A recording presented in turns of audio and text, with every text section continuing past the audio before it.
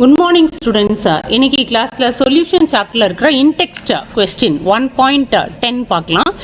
Boiling point of water at 750 millimeter of mercury is 99.63 degrees. How much sucrose is to be added to 500 gram of water such that it boils at 100 degree? The molar elevation constant of water is 0.52 Kelvin kg per mole. இது எதுலேருந்து வந்திருக்கு இந்த question அப்படின்னா elevation in boiling point. So elevation in boiling point நமக்கு formula தெரியும். ஏன்னா delta TB is equal to i into Kb into molarity. So ஐனா என்ன? ஐன்றது என்னது? Van't Hoff factor. ஸோ இந்த வேண்ட் ஹாஃப் ஃபேக்டர் பார்த்தீங்கன்னா it is 1. I is equal to 1 for non electrolyte. So ஐயோட வேல்யூ என்ன? 1 ஃபார் நான் எலக்ட்ரோலைட்டு. ஸோ இப்போ வந்து சுக்ரோஸ் பார்த்தீங்கன்னா சுக்ரோஸ் இஸ் அ நான் எலக்ட்ரோலைட்டு. இது வந்து அயனைஸ் ஆகாது இல்லையா? ஸோ இது வந்து நான் எலக்ட்ரோலைட். ஸோ நான் எலக்ட்ரோலைட்டுக்கு ஸோ ஐ வந்து 1. ஸோ இப்போ வந்து நம்ம சுக்ரோஸ் வந்து ஐ வந்து 1ன்னு ஆயிடுச்சு. ஸோ இப்போ டெல்டா டிபி ஃபார்முலா என்ன? TB minus TB naught. TB minus TB naught. So டிபினா என்ன? Boiling point of solution and TB நாட்னா பியூர் சால்வெண்ட்.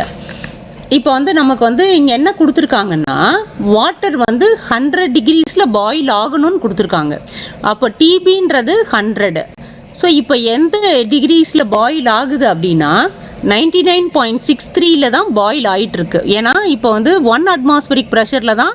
ஸோ வாட்டரோட பாயிலிங் பாயிண்ட் வந்து 1 atm ப்ரெஷரில் தான் 100 டிகிரிஸ் ரீச் ஆகும். 1 atmospheric ப்ரெஷர்னால் என்ன அர்த்தம்? 760 millimeters ஆஃப் மெர்க்குரி. 1 atmospheric ப்ரெஷர்னால் என்ன? 760 millimeters ஆஃப் மெர்க்குரியில் தான் வந்து என்னது 100 டிகிரிஸ் ரீச் ஆகும். ஸோ இங்கே நமக்கு என்ன கொடுத்துருக்காங்கன்னா 750 millimeter. 750 millimeter மெர்க்குரியில் அதனுடைய பாயிலிங் பாயிண்ட் 99.63. ஸோ அப்போது நமக்கு 100 டிகிரிஸில் பாயில் ஆகணும்னு கொடுத்துருக்காங்க. அப்போ 100 மைனஸ் 99.63 இது பார்த்தீங்கன்னா 0.37 டிகிரிஸ். இப்போது நம்ம சுக்ரோஸ் அதனுடைய மோலார் மாஸ் கண்டுபிடிக்கணும். சுக்ரோஸ் ஃபார்முலா என்ன? C12H22O11. ஸோ இதனுடைய மோலார் மாஸ் 12 கார்பன் இருக்குது. So atomic weight of carbon is 12. So 22 hydrogen 22 1 அதனுடைய atomic mass. So 11 into each oxygen வந்து 16. So 11 into 16. ஸோ இது எல்லாத்தையும் ஆட் பண்ணிங்கன்னா வர ஆன்சர் வந்து 342 கிராம் பர் மோல்.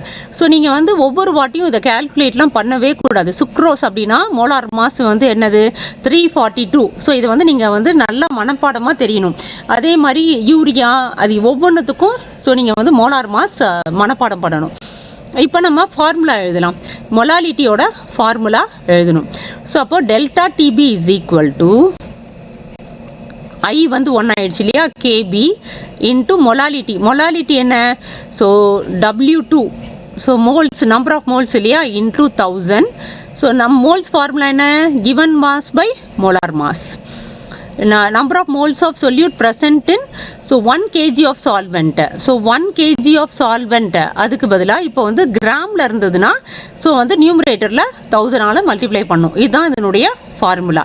இப்போ நமக்கு என்ன கேட்டிருக்காங்கன்னா W2 எவ்வளோன்னு கேட்குறாங்க. ஸோ எவ்வளோ சுக்ரோஸ் ஆட் பண்ணணும்? அப்போ வந்து அதனுடைய பாய்லிங் பாயிண்ட் 100 ரீச் ஆகிறதுக்கு நம்ம சுக்ரோஸ் எவ்வளோ நம்ம வந்து ஆட் பண்ணணும்னு கேட்குறாங்க. W2 தான் வெயிட் ஆஃப் சுக்ரோஸ். இதுலேருந்து W2 கேல்குலேட் பண்ணணும். ஸோ W2ஓட ஃபார்முலா என்ன? W2 is equal to delta TB into M2 into W1 divided by Kb into 1000. இப்போ நம்ம டெல்டா டிபி கேல்குலேட் பண்ணோம்ல. ஸோ டெல்டா டிபி எவ்வளோ? 0.37. ஸோ M2 கேல்குலேட் பண்ணோம். இதுதான் மோலார் மாஸ் ஆஃப் சுக்ரோஸ். அதுதான் M2. M2 எவ்வளோ? Molar mass of sucrose 342.